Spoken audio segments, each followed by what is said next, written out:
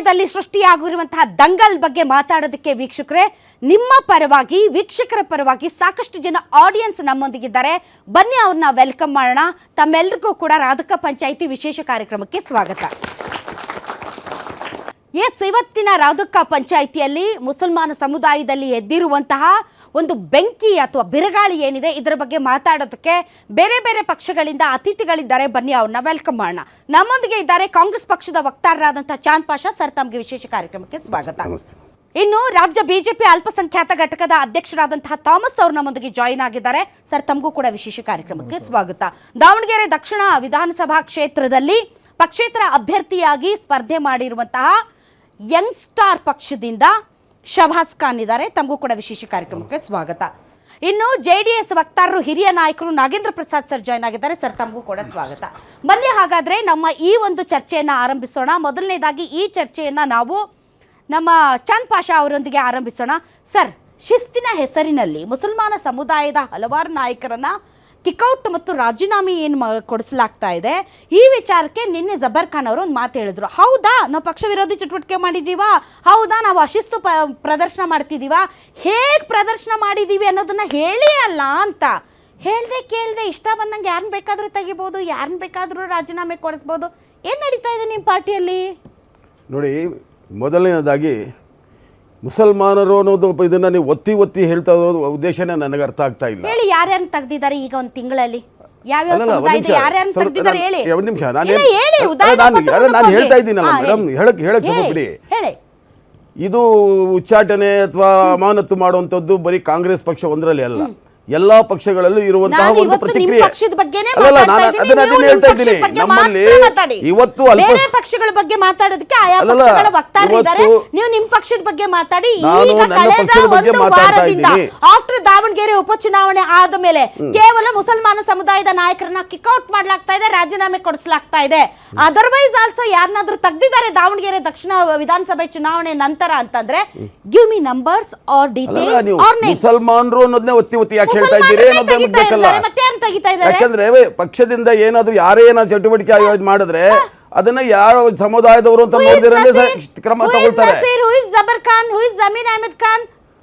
ನನ್ಗೆ ಮಾತಾಡಕ್ ಬಿಟ್ರೆ ನಾನು ಹೇಳ್ತೀನಿ, ದಯವಿಟ್ಟು. ಈಗಿನ ಕಾಲದಲ್ಲಿ ಪ್ರತಿಯೊಬ್ರು ಕೆಮಿಕಲ್ ಮಿಶ್ರಣ ಆಹಾರ ತಿಂದು BP ಶುಗರ್ ಬಂತು ಅಂತ ಚಿಂತೆ ಮಾಡ್ತಾರೆ. 24 ಧಾನ್ಯಗಳನ್ನ ನೀರಿನಲ್ಲಿ ನೆನೆಸಿ ನೆರಳಿನಲ್ಲಿ ಒಣಗಿಸಿ ಮಣ್ಣಿನ ಮಡಿಕೆಯಲ್ಲಿ ಹದವಾಗಿ ಹುರಿದು ಸಾಂಪ್ರದಾಯಿಕ ಪದ್ಧತಿಯಲ್ಲಿ ತಯಾರಾಗಿದೆ ಜೀನಿ. BP ಶುಗರ್ ದೂರ ಆಗ್ಬೇಕು ಅಂದ್ರೆ ಪ್ರತಿದಿನ ಜೀನಿ ಕುಡಿಯಿರಿ. ಈ ಪಕ್ಷದಿಂದ ಅಮಾನತಾಗಿರುವಂಥದ್ದು ಇದೆಲ್ಲವೂ ಕೂಡ ನಮ್ಮ ಪಕ್ಷದಲ್ಲೇ ನಮ್ಮ ಅಖಿಲ ಭಾರತ ಕಾಂಗ್ರೆಸ್ ಸಮಿತಿಯ ಪ್ರಧಾನ ಕಾರ್ಯದರ್ಶಿಗಳು ಮತ್ತು ಕಾರ್ಯದರ್ಶಿಗಳು ಇದೇ ದಾವಣಗೆರೆ ಉಪಚುನಾವಣೆಯಲ್ಲಿ ಸುಮಾರು ಒಂದು 15 ದಿವಸದಿಂದ ಅಲ್ಲೇ ಬೀಳ್ಬಿಟ್ಟಿದ್ರು. ನಾವು ಕೂಡ ಒಂದು 10 ದಿನ ಅಲ್ಲೇ ಇದ್ವಿ. ಬೇರೆ ಬೇರೆ ನಮಗೆ ಜವಾಬ್ದಾರಿಗಳನ್ನ ಕೊಟ್ಟಿದ್ರು, ಅದನ್ನು ನಿಭಾಯಿಸ್ತಾ ಇದ್ವಿ. ಅವರು ಕೊಟ್ಟಂತ ಒಂದು ವರದಿಯ ಇದ್ರ ಮೇಲೆ ಇವತ್ತು ಈ ಕ್ರಮವನ್ನು ತಗೊಂಡಿದ್ದಾರೆ. ಒಂದು ನಿಮಿಷ ಮೇಡಮ್, ಏನು ಈಗ ರಾಷ್ಟ್ರ ಮಟ್ಟದಲ್ಲಿ ನಡೆಯುವಂತ AICC ಇದನ್ನೆಲ್ಲ ನಮಗೆ ಇಂಥದ್ದು ಅಂತ ಹೇಳ್ತಾರ? ಅದಕ್ಕೂ ಸಹ ಅದನ್ನ ಫಸ್ಟ್ ಮುಖ್ಯಮಂತ್ರಿಗಳ ಗಮನಕ್ಕಿದೆ.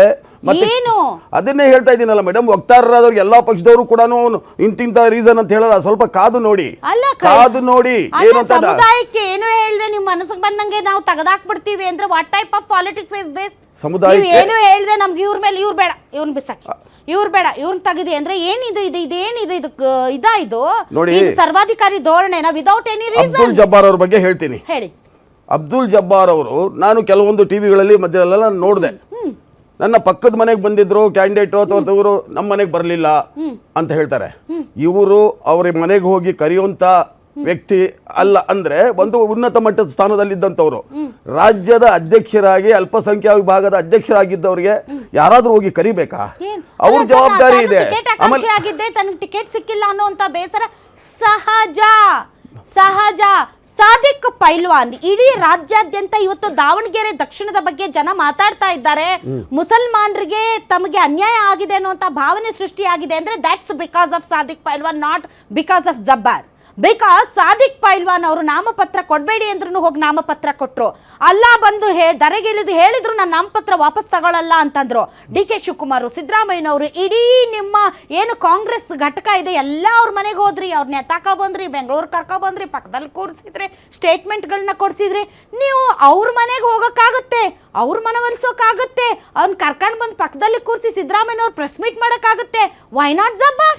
He is also a madam, candidate Jabbar ಅವರಿಗೆ aspirant. ನಮ್ಮ ಪಕ್ಷ ಈಗಾಗಲೇ ಅವರಿಗೆ ಬಹಳಷ್ಟು ಸ್ಥಾನಮಾನಗಳನ್ನ It's ಕೊಟ್ಟಿದೆ okay, ಮೇಡಮ್. no problem. 3 ಸಾರಿ MLC ಮಾಡಿದೆ, ಏನ್ 3 ಸಾರಿ ಜಿಲ್ಲಾ ಅಧ್ಯಕ್ಷರು ಮಾಡಿದೆ, ಅಲ್ಲ, ಒಂದ್ ನಿಮಿಷ, ರಾಜ್ಯದ ನಿಮ್ಮನ್ನ ಅಲ್ಪಸಂಖ್ಯಾತ ಘಟಕದ ಅಧ್ಯಕ್ಷನಾಗಿ ಮಾಡಿದ್ದಾರೆ. ನಿಮ್ಮ ಕರ್ತವ್ಯ ನೀವು ಹೋಗಿ ಬೇರೆಯವ್ರನ್ನ ಕರ್ಕೊಂಡ್ಬಂದಲ್ಲಿ ಕೆಲಸ ಮಾಡಿಸ್ಬೇಕಾಗಿತ್ತು.